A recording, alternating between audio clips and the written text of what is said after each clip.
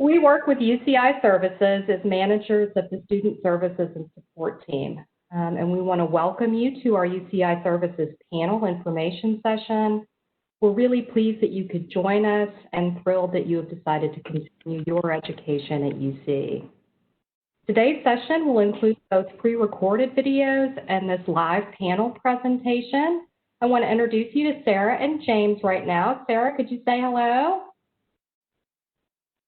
If I can find the unmute button. Yeah, good morning or good evening or good afternoon, everyone. My name is Sarah O'Connell. I'm one of the advisors that works at UC International.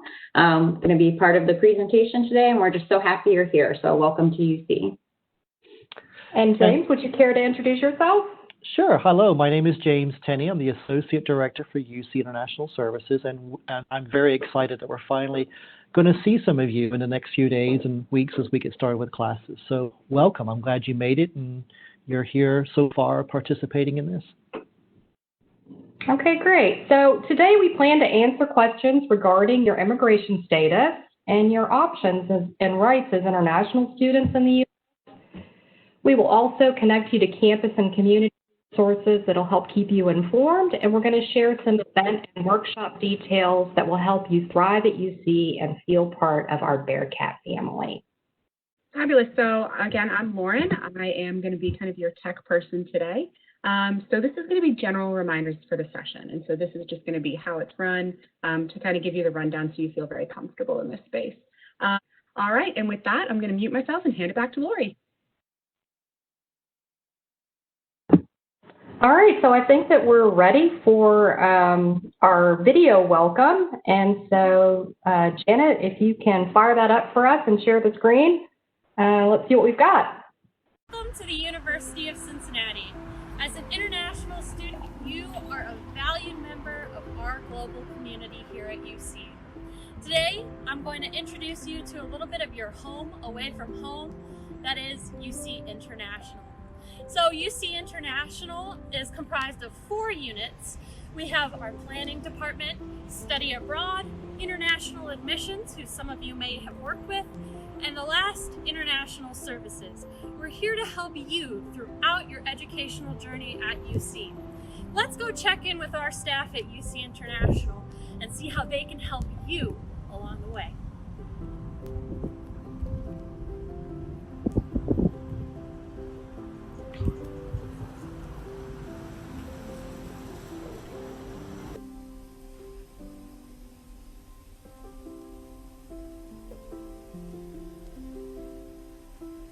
UC International is on the 7th floor of Edwards Center 1. Whether you'll join us virtually or in person, your staff is here for you. Let's go take a look.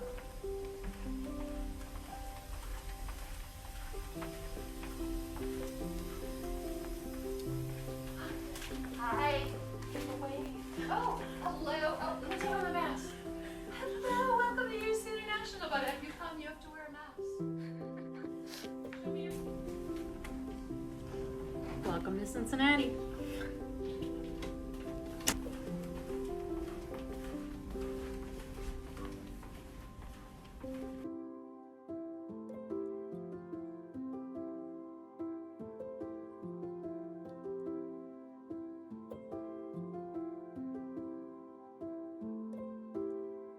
Good morning, everyone, and welcome to the University of Cincinnati. My name is Ron Cushing, and I'm Director of UC International Services. And on behalf of our office and the entire university community, we want to welcome you to the University of Cincinnati. We can't begin to express our appreciation for your desire and willingness to come to the University of Cincinnati, first to study, but second, to do it during this very turbulent time in the world with the COVID-19 pandemic happening. We know that on top of all of the normal concerns a new student would have about coming to study in a new country, health and safety is at the top of your list, and I'm sure your family's list. And we want you to know that we're glad you're here, and we're going to do everything we can to help ensure that your stay here is a success. UC International Services is going to help you in various areas to obtain that success. First and foremost, our responsibility is to make sure that you end up complying, understanding, and knowing what you need to do with all of your immigration and visa needs. So a lot of what you will deal with our office about will be about your immigration and visa needs. And we're going to do everything we can to make sure you understand the rules, you know how to make requests, get authorizations to work, travel, all of those types of things. Making sure that you maintain a valid immigration status is absolutely at the top of our mission list.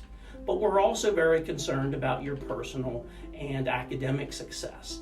And in a situation where there's not a global pandemic, we would normally have lots of programs in person where we would bring you together with other students, help you make friends, help you understand higher education in the United States. And so we're going to have to get a little bit creative with things, especially this fall semester.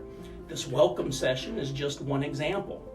Under normal circumstances, we would bring you all together into a big hall in our main campus student center, and we'd play games and help you make friends. But you know, the COVID-19 pandemic is certainly making us change the way we think, and we are certainly going to be thinking about how to help you from a personal and academic success standpoint this fall with coming up with virtual programs. But when we announce those to you, we encourage you to please take advantage of those.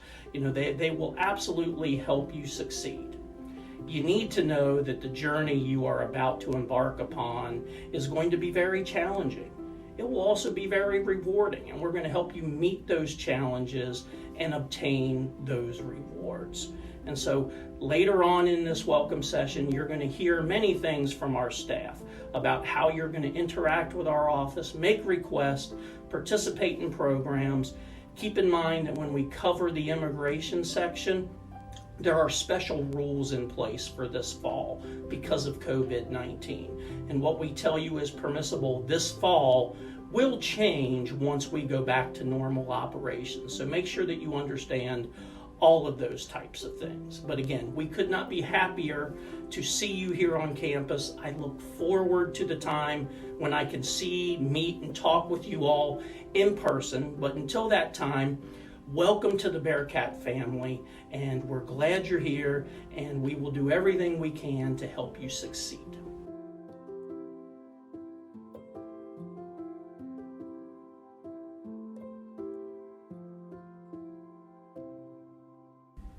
As Ron mentioned, our office is here mostly for immigration advising and student support. Let's check in with some of our international advisors and talk a little bit more about how we can help you keep up to date with all of the rules of your visa. Well, again, hello. Welcome to UC. We're so very happy you're here. Again, my name is James, and you'll also be hearing from Sarah as we go through some of our presentation today about some of the rules and regulations concerning your status here. This can be a very confusing and challenging time with everything going on in the world. So if at any time you feel lost or confused, please do contact us.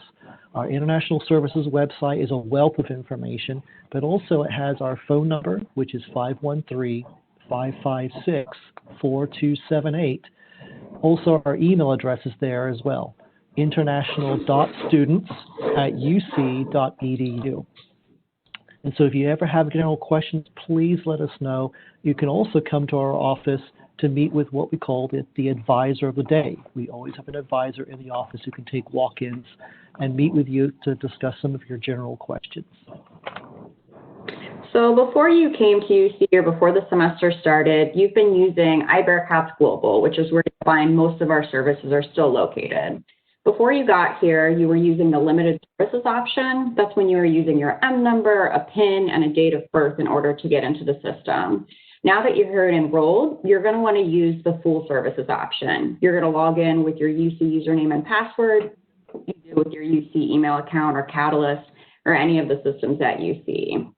So like James said, immigration rules can be confusing and they can change frequently. This has definitely been true over the summer and the past few months during the pandemic.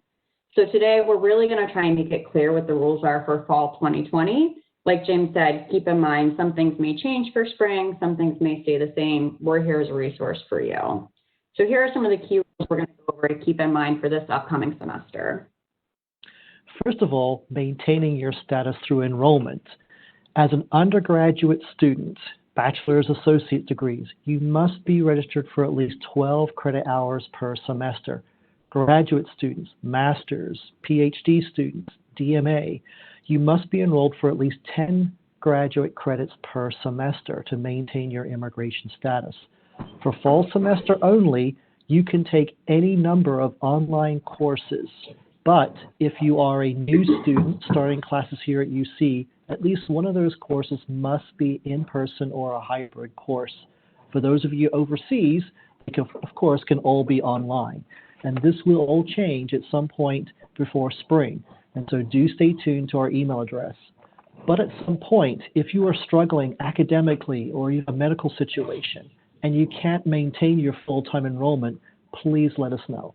In iBearcats Global, there is an e-form called Reduce Course Load. And if you submit that e-form, we'll then verify what's going on and give you permission to drop a class or two that you need to drop in order so you can succeed. But please don't drop any classes until we've approved that e-form. So your I-20 identifies who you are and what you're doing in the U.S. For example, it shows which school you're studying at and what degree you're pursuing. It also tells you and us how much time you have left to complete that degree. So say you're going to change your plan. Maybe you're going to change your major, your degree level. Maybe you need more time to complete your current program, or you're going to transfer to a different school. You will need a new I-20, and you'll need to work with us to get that document.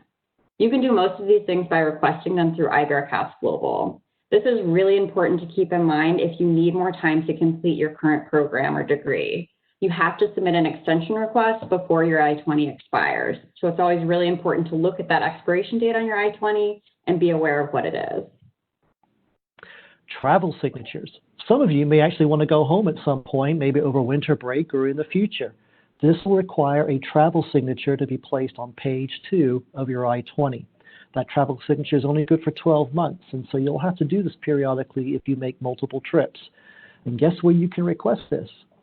That's right, iBearcats Global. We do have a travel signature request e-form that you need to submit, and go ahead and submit this e-form as soon as you've made your travel plans. It takes about 5 business days to process this e-form, so do plan ahead. Don't come see us the day before you're getting on a plane because we just won't have time to process it. But we will explain to you how we can help you if you do run into an emergency situation like that. So on-campus employment is something you might be interested in. As an F1 or J1 student, you can work on campus up to 20 hours per week in the fall and spring semesters and more than 20 hours per week during the summer or winter break. When you've been offered an on-campus job, whether say it's in an office on UC's campus or a non-UC employer such as in food services, you can log into iBearcats Global and submit the employment verification/onboarding e-form, and we'll help you complete the hiring process, including things dealing with the social security number. OPT and CPT are types of off-campus work permits for F1 students. These are to help you obtain practical experience for what you're learning in your degree programs. Most of you will not need or even qualify to use these types of work authorizations in your first semester of study. As you get further into your academic program, you can find tons of information on each type of work authorization on our website and also in iBearcats Global, where you'll start the process for most of those types of work authorization. It's important to keep in mind that any work that occurs off campus requires authorization from our office and a new I-20. Do not start working without obtaining work authorization from us first. Now, taxes is also a normal question that comes about after we talk about employment. And taxes can be really confusing. If you think immigration law can be confusing.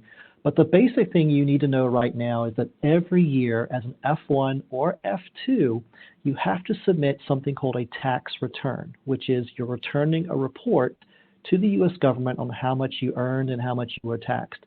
This is even required for those of you who do not earn any U.S. income. I know it sounds confusing, but every February we will send out an email to everyone explaining where you can get help with doing this tax report, this tax return. So again, keep checking that email. And finally, a word about spring. We really do hope everything goes back to normal here soon for spring semester. But before you depart for winter break, a couple of key things to to remember. If you are going to go overseas, get that travel signature. But regardless if you're traveling overseas or not, or staying in Cincinnati, please do get enrolled for classes before you leave for winter break. It's important to get those spring courses sorted out now so you're not trying to do it in the first week of classes. And finally, again, these rules can change at any time. This summer has been crazy. I know you've been through quite a roller coaster. We will send you an email anytime that there's a change that will affect you and your immigration status. So again, please check your UC email address. I know it's more common to check your other social media sites for your friends and family members, but the UC email is where all university business is going to be conducted, whether it's from the Bursar's office about your bill or our office about immigration services. And again, if you're ever unsure about anything, please contact us. And thank you for your time.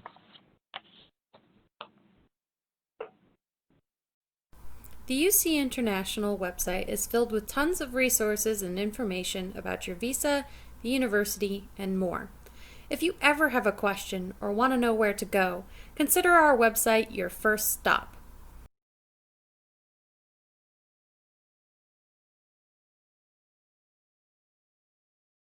However, much of the way you'll interact with our office involves using our online system, iBearcats Global. Up until this point, you've probably been using the limited services. Now you can use the full services for students and scholars to submit e-forms, make requests, and more. Sagar, an international student in engineering, was on co-op last semester. In order to do co-op, he had to get authorization for CPT. Let's hear his advice about how to work with our office to get CPT authorization. For the CPT process, I think it has been really helpful keeping in touch with UC International. I definitely think it's a learning curve. You kind of need to understand how the CPT process works. So my first few times, I would say, I wasn't sure what to do. So what I did was I set up an appointment with the immigration officer. Within 2 days, you can get the appointment. You can go and talk to them about, any questions you have. After submitting the request on iBearcats Global, usually what I do is follow up next day with them over the phone, just calling the reception office, and they're pretty responsive. Even if there's a delay, they would let you know that we'll get to you in 2 days or 3 days, and it's been a pretty smooth process. In general, they were really helpful and friendly in answering all the questions I had. Hey Bearcats, welcome to UC. In addition to the immigration services that we provide, UC International also provides a welcoming, inclusive, and safe space for international students. We can give you resources, strategies, and tools to help you accommodate to life at UC and in Cincinnati. Here's just a small example of the events that we've put on in years past. While we'll be virtual for now, look forward to some great in-person events in the future.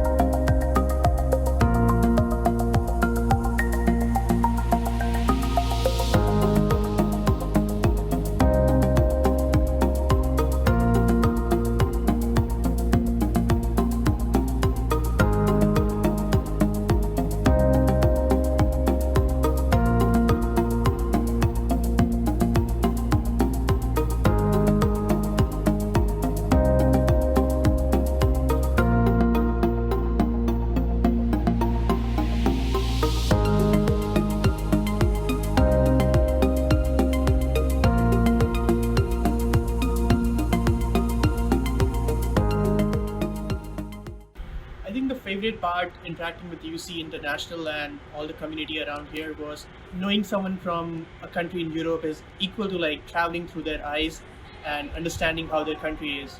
So that was really precious, I think. iPals to me is where you can make friends from around the world and also learn their experiences, share your experiences as well, along with we support and help each other along the way. My freshman year, I wish I learned about iPals, how I could have made all the friends I have now earlier on and all the opportunities I could have joined before as well. I think one advice I would like to give international students would be to get out of your comfort zone. Sometimes things can be very frustrating and it could be a lot of work, but once you step out, try to learn about new things, try to learn about the culture in the US, it just starts becoming more and more beautiful, and it becomes easier to like make new friends and just understand the differences we have and just embrace it together. Okay, that's some of our video, and thanks to Sagar and Nick who helped us at the end there to kind of give you guys a taste of what some of the extracurricular events might look like in person. We will be doing some virtual events too, and Lauren will talk about that in just a minute. Again, Lauren and I work for UCI Services, and we want to help provide academic and social support for you so that you have a holistic, positive experience at UC.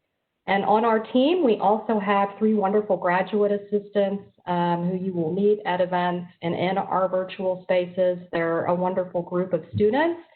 We have Janet and Andy and Zoe, and so you'll look forward to meeting them, I think, as well. We plan to communicate with you guys through our social media on Instagram and Facebook, also on Campus Link and in our weekly newsletter. If you aren't following us on social media, we encourage you to start doing that today.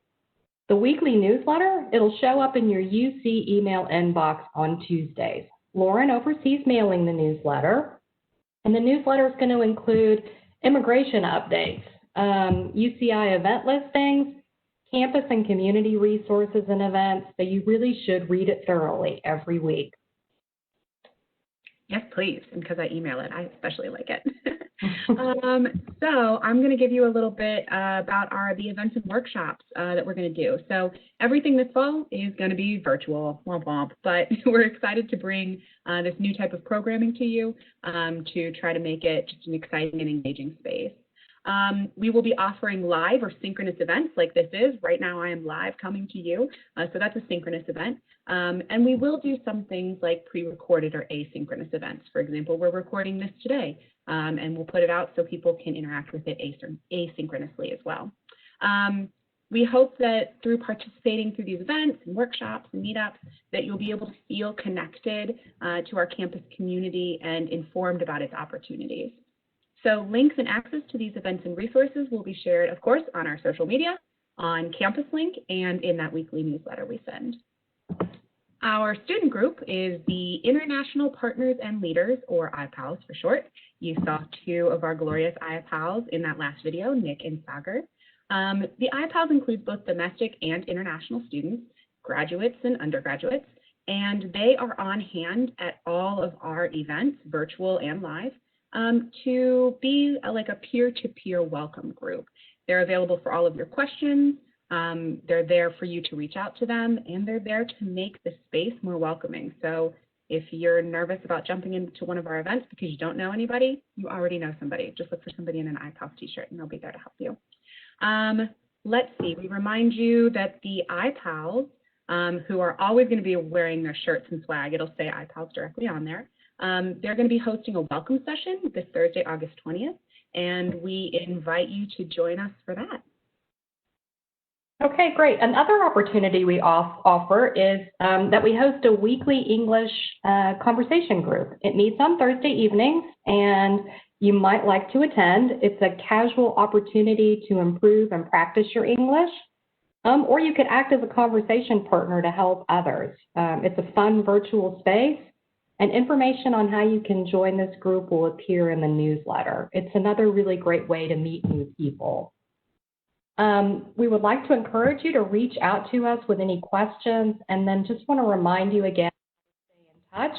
Lauren has put that conveniently in the chat box. Just to let you know that our office will be open Monday through Thursday, 8 to 5 in Edwards 1, Suite 7148.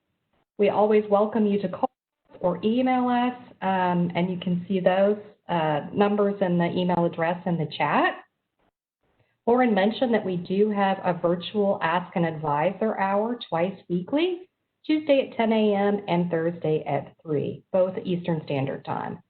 And finally, there's a wealth of information on our website. So we encourage you to direct questions there and have searches there. If you can't find what you're looking for, definitely follow up with us, and we will be happy to direct you to the right place in the website or to provide information extraneously to the site. So let us know if you have any questions. And then again, if you want to come to the session on Thursday, we will be offering some breakout opportunities in Arabic, Spanish, and Mandarin, and then just also kind of a general Q&A if those aren't your native language. So I think now that we are almost ready for our Q&A down at the bottom. And if you have a specific question for one of our panelists at this time, you can choose their name to ask your question. That panelist will be able to see the question in the chat. So feel free to go ahead and ask a question. Yeah, feel free to ask them. I'll be pitching some of the questions to our advisors, Sarah and James, right now. So I will be watching the chat and Q&A as well. So you can feel free to send them to whomever. If you hit anyone, or if you have any specific names, we're here to answer your questions. So Sarah, James, we've gotten quite a few questions leading up to this, and although the chat box isn't blown up yet, I'm sure these questions start sparking some more questions. So, so here's some of the questions we got this week. Someone asked, and I'll ask this to James, what happens if my visa expires while I'm inside the U.S.? Okay. Well, if you're talking about the visa stamp in your passport, it's allowed to expire. The visa sticker, the stamp that you obtained from the U.S. Embassy, is just an entry permit. It helps you get into the U.S. Once you're here, it's done its job. And so the most important document for you right now to make sure it does not expire is your I-20 and also your passport. Fabulous. And kind of in that same kind of vein, Sarah, I'll pitch this to you. Can someone renew their visa or passport inside the U.S.? Sure. So it's a common question. A lot of students are like, I really want to renew my visa, but I don't want to travel right now. Unfortunately, a visa is something you can only obtain outside of the U.S. So it's something you'll have to do after it expires or up to before it expires outside of the U.S., usually in your home country. Your passport, though, you can actually renew inside of the U.S., so keep that in mind. Fabulous. And well, James, you kind of answered this earlier, so I'm going to throw it back to you so we can hear it again. What do you need to do to go home to your own country and then come back to the U.S.? Get on a plane. No. Okay. Well, the most important thing is to make sure that your I-20 has been signed for travel, and you can request this through iBearcats Global. The travel signature will appear on page 2 of your I-20. Right now, if you take a look at page 2 of your I-20, you'll see it's pretty empty, it's pretty blank. But near the bottom of page 2 is some spaces there for travel signatures. And so if you're going to go home during winter break or any point in the future, fill in the travel request form in iBearcats Global. We'll evaluate what's going on with your career, and if we can sign your I-20 for travel, then we'll bring you into our office so we can put a travel signature on that I-20. This process can take 5 business days, so don't leave it. Don't come see me on December 14th with classes ending on the 15th and your flight leaves on the 16th, because I won't have time on that day to sign your I-20. And if that happens, then you can still leave the country without your I-20 being signed for travel. It just means that we're going to have to mail you a new one overseas with the travel signature. So don't leave it to the last minute if you can help it. That's good to know that we have emergency procedures in place to help students, but don't rest on those. We don't want those to be first resort. And so, Sarah, what if someone changes their major? How do they get a new I-20 if they change their major? Sure. So if your major changes, make sure you've cleared everything with your academic advisor, that the new major has been declared and is visible in Catalyst.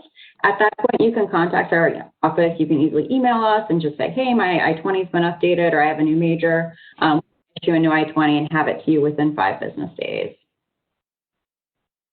Fabulous. We're getting some questions in the chat. So Shunshin asked, I have a scholarship from UC. Do I still require to work on campus this semester for my scholarship? Well, it really depends on who gave you the scholarship and what you mean by scholarship.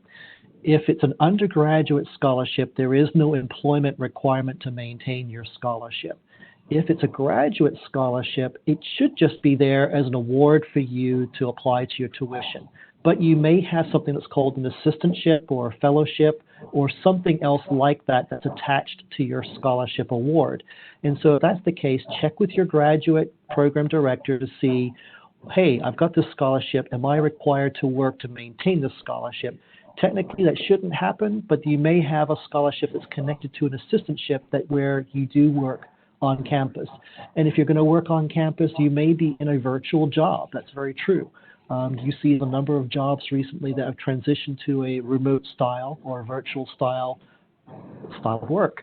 And so check in with your department to see what the parameters are concerning your scholarship or assistantship award. Great. And Shunshin, if you have any more questions based on that, let us know, or you can always email us and we can directly look at your record too. So we'll move on. Sarah, I'll pitch this one to you. The student asked, you have mentioned that we need to take one in-person or hybrid class. I have all my courses online except for MEng seminar. Does that count for the in-person requirement, or should I take a course that offers an in-person option? Yeah, so you've got that information right. You need to have at least one in-person or hybrid course. What you want to look for, probably in Catalyst where you have all your course registration, is to see if it's listed as in-person or partial distance. My guess would be that that course is probably in person or partially distanced and is meeting the requirement, but you can definitely check in with the faculty member of that course or look in Catalyst just to make sure. But yeah, just that one course, that's one of those big things that's going to change going forward in spring, hopefully, or potentially once the pandemic is over. But for fall right now, it's okay if everything is online as long as you do have one in-person or partially distanced course. Fabulous. And James, I'm going to pitch this back up to you, kind of in the same vein as the last question. You mentioned this. Can we do campus jobs virtually this fall? Yeah, sure. If you're here, obviously, if you're here in the U.S. and you have an on-campus job, some jobs may still be meeting in person. You know, for example, if you're working for Grounds and Moving, you can't do that virtually. You're going to be, you know, clipping weeds and whatever else. And maybe you're working in the kitchen somewhere, so you're going to be working in the kitchen. But there's lots of assistantships and office jobs that no doubt will be virtual. And so as an international student, if it's an on-campus job, if it's paid by UC or one of our services here on campus, and you can do it remotely from your apartment, yeah, sure, absolutely, you can do that. Fabulous. This one's for Sarah. It says I have a scholarship that requires me to participate in social services. It's about 15 hours per semester, but since I'm not in the U.S., how do I maintain this requirement? Yeah, so I do believe I've heard a little rumblings about this. I would have you check in with international admissions. They're the one who monitor this scholarship and who are basically making sure students are meeting the requirement. I do believe they are trying to work with students, so students who aren't here in the U.S. Or even who are here in the U.S. might be volunteering in person. So I would contact them. I can type, or Lauren can type their email address in the chat just to see how you can meet that requirement. I think there are lots of ways now that you can virtually volunteer to meet that requirement, even if you're not here in the U.S. Fabulous, thank you. And I did put that in the chat for them, the UC or International Admissions email address. Someone, James, has asked, I don't have any time and dates in my courses in Catalyst. What does that mean? It means you're no longer a student and you have to go home. No, I'm just kidding. I'm just kidding. What it means is that right now there's a lot of transition going on in campus. We're talking about thousands upon thousands of students and hundreds of courses transitioning to our virtual environment. And so some professors are very new to the virtual environment, like I am, and some are very used to doing this. And so what I recommend you do is contact your academic advisor or that professor directly to see how what is the format for this particular course. Some professors are probably still transitioning their materials online. Some may say, no, I'm going to be meeting in class, and they're still waiting for a room assignment to fulfill that requirement. And so check with your academic advisor or that professor directly. Yeah, I think that's common. I've heard a lot of people don't have those things yet. So you're not alone. Don't worry. No, there's lots of people in this situation. Mm-hmm. Amy asked, what if I cannot come back to the homeland because of Corona? Can I stay on campus during winter vacation? Sarah, I'll pitch that one to you. Sure, yeah. So once you're here in the U.S., you are not required to go home at any point up until the end of your program or the expiration of your I-20 or once your work authorization after your program's ended. So yeah, if you're not able to travel this winter break, totally fine to stay in the U.S., to stay on campus, to travel around the U.S. if you're able to do that. You're not required to go home during break periods. You can stay here in the U.S. Fabulous. Stay and hang out with us. We'll be here. We're always here. We're always here. Yes, that's very true. James, how does one find on-campus jobs? What campus jobs?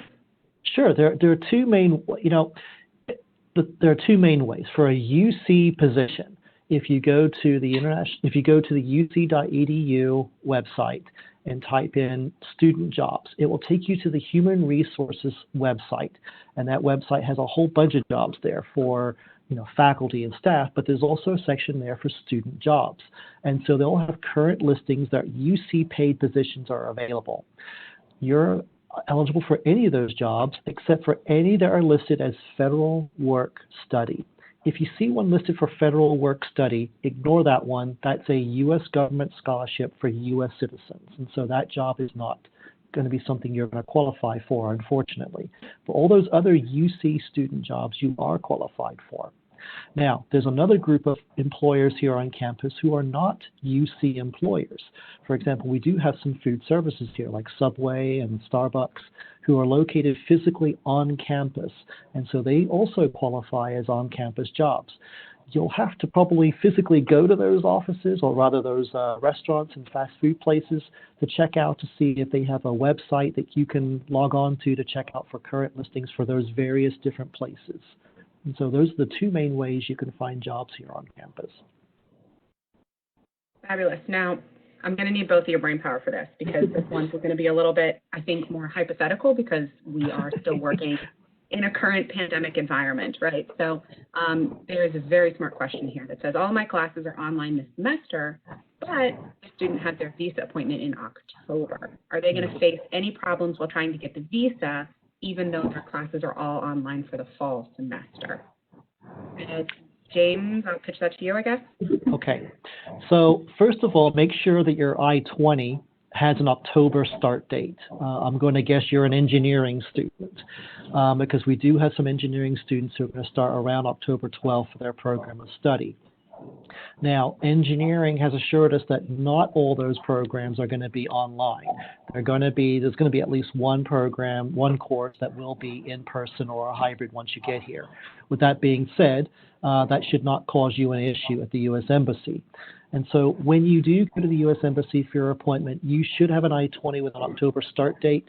Also, that I-20 should have in the remarks section a short paragraph that talks about how not all your classes are going to be online and that your I-20 has been issued electronically. If you don't have an I-20 that says October or does not have that remarks section and you're not off to the embassy yet, send us an email through international.students@uc.edu, and we'll explain how we can get an I-20 to you that says those things. Fabulous. And do we have any, if the student is not an engineering student, which I think that they are, but if it's a regular student who is looking to come online or come to campus for spring, but they're fully online right now, is there anything that they should do right at the moment to take any precautions to get their visa later? No, I mean, again, it's all about making sure your I-20 is up to date with what your plan is. Sarah talked earlier about this, saying, is your major field of study correct? Do you still have time left on your I-20?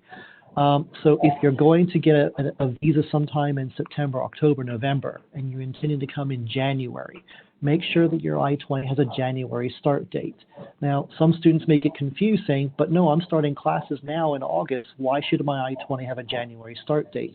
The January start date is an indicator to the Immigration Service and the embassies when you're physically coming to the U.S. And so you can start classes in August online and do a full course load and finish up in December, apply for a visa in October. But as long as you are physically coming in January, we need to make sure that that I-20 has a January start date.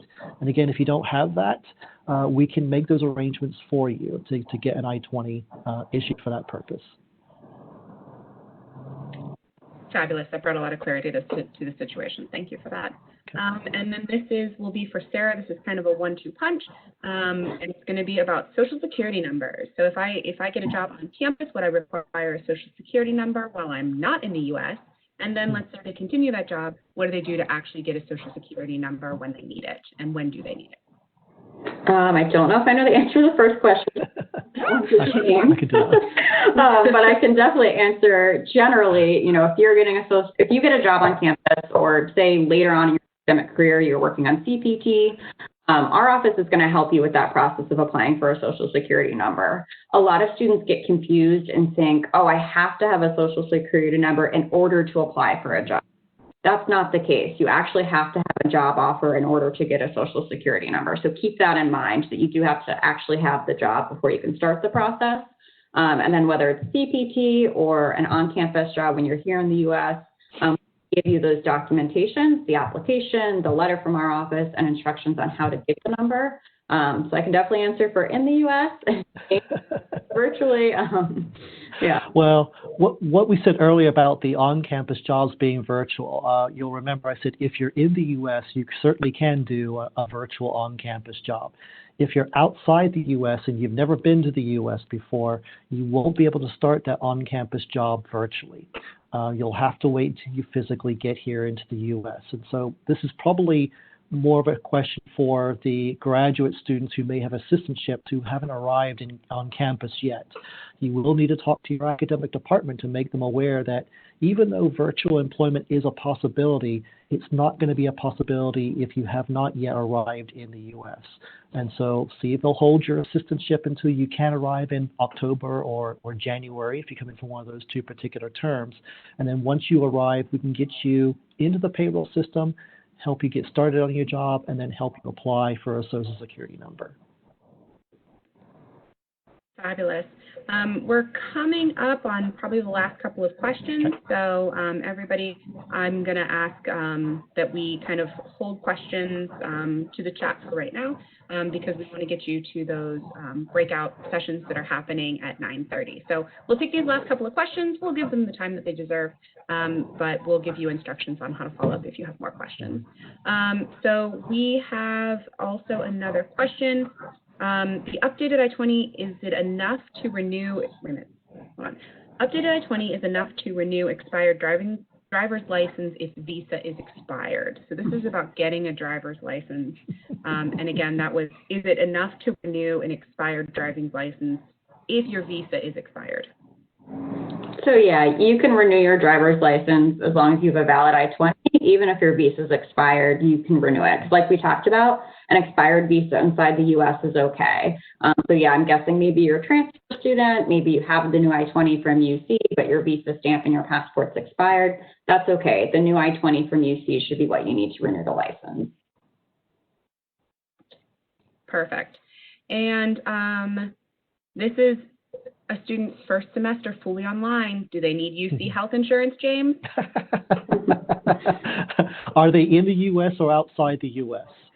I would assume that they are outside the U.S. since they are fully online. That's true. But I am not sure. Okay, yeah. So yeah, that makes sense. You wouldn't be fully online if you're here in the U.S. If you're outside the U.S. and you're fully online, you of course don't need UC student health insurance. You're in your home country. You're covered by your own system there. And so if you do see a health insurance charge on your record, send us an email. We'll send you some details of how to get that. There's a waiver process, but also a slightly different process we're going through this year to help eliminate the health insurance charge that appears on your account if you are overseas and enrolled full-time online. That student did confirm they are overseas, so as a sister. Perfect. And this last one I will pitch to James. There was a mention of doing taxes. James, the tax person. James is our tax guy. So there was a mention of doing taxes. Do first-year international students have to do taxes, and how do we do that? James? Sure. So everyone's required to do a tax return, which is you're returning a report to the U.S. government. It's kind of a strange name. It makes it sound like, well, why is it called a tax return if I'm not going to get any taxes returned to me? But you're returning a report to the U.S. government. So even if you earn no money this year, between now and December 31st, you have until April 15th of next year to submit this return, this report. And so in February, we'll send out information on how you can use some software, get some questions answered. The software is very easy to use. And if you earn no money while you're here in the U.S. between now and December, your tax return is very, very easy. If you earn money, whether it's a scholarship or maybe you're working on campus, it's going to be a little bit more complicated, but it's not really that hard. And so our software will work you through the process, help you fill in the forms, and then it will tell you where to physically mail these forms, and then you're done for the year. Fabulous. And the last question I'm going to pitch to myself, because the question is, do we have international student groups that you can join in on? And the answer to that, Amy, is yes. So first of all, the iPals is that international and domestic student group that's here on campus. But we also have a ton of different identity-based groups. There's an Indian Student Association, a Chinese Student Association, a Japan Student Association. So what I'm going to do is I'm going to put in our chat the handles for the UC account and the iPals account. And those handles on Instagram and Facebook, they will get you kind of that first step in. So I know that we're planning on highlighting a lot of our partner student organization groups. Another great place to browse for that is through Oncampus Link. Everybody posts their events on Campus Link, so you really can't go wrong checking in there. You can sort by day, weekend, whatever's happening, and see what's going on. So social media-wise will be that first step. You can kind of see who we follow and follow them as well, and also check on Campus Link for that information. So that is in your chat box, and I think we're kind of coming up on time. So Lori, what do we need to do to get into these breakout rooms? Because I know I'm going to put some links here in just a second. Okay, well, we've got two sessions that follow this main session. One of them is on-campus employment. And the other one is effective strategies for online learning, and all of us are going to be doing some online learning. So tune into this. Our online learning session is having a little bit of technical issues that as soon as we're finished here, I'm going to jump over and see if I can help out with. So Lauren will put those into the chat. And yeah, we just want to thank you guys for your time this morning. And again, we're here to help and support. Be sure to reach out to us. And I guess everybody just give, kind of a final wave. And we hope to see you either in person or virtually here in the next coming weeks. So thank you for coming and welcome. Yay! So everybody, I'm going to put those links in the chat function. Oh, that's on this side of your screen. Apologies. So you're going to see that in just a second. What I'm going to do is a real brief what you can expect. The spaces that we're sending you to are completely different than this space was. They're going to be able to see you. They're going to be able to hear you. All right. So brush that hair, freshen up that background, because you're going to go into a completely different meeting space. So this was a WebEx event space. You're going to go into a meeting space, which is going to be like a traditional space where everybody's faces are going to be on the screen, and they will help you with that.